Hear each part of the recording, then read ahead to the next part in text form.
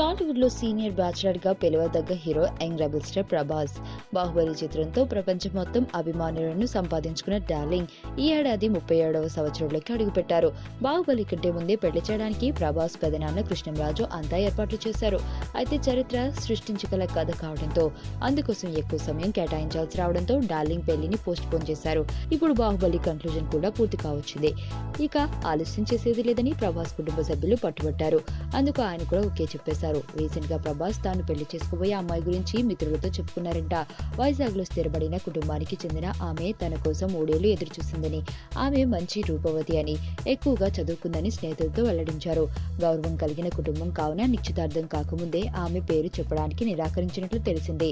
వచ్చే ఏడాది సంక్రాంతి తర్వాత ఇరు కుటుంబాల సభ్యులు కలుసుకుని పెళ్లి గురించి చర్చించుకోనున్నట్లు సమాచారం.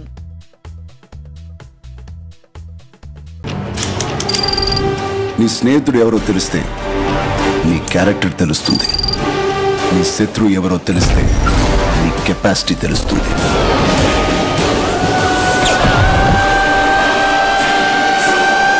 నా శత్రువుని సెలెక్ట్ చేసుకున్నాను.